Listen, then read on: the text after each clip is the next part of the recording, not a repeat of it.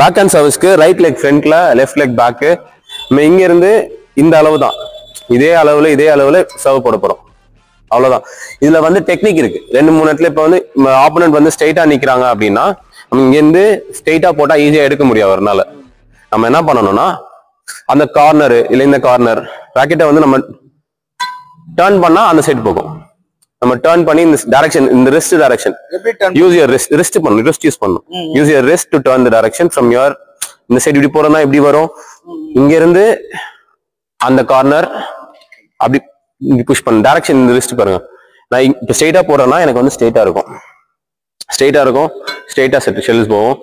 அதே ரிஸ்ட் வந்து நம்ம யூஸ் பண்ணணும் பேக் ஹேண்ட் சர்வீஸ்க்கு. ரிஸ்ட் தான், இந்த ரிஸ்ட் யூஸ் பண்றதுனா நம்ம போட முடியும். ஷட்டில் வந்து இங்கே தான் இருக்கணும். இந்த ஹைட் 1.5 மீட்டர்ஸ் சொன்னால நான் அந்த ஹைட்டுக்கு மேல ராக்கெட் வரக்கூடாது, அவ்வளவுதான். இது வந்து சென்டர்.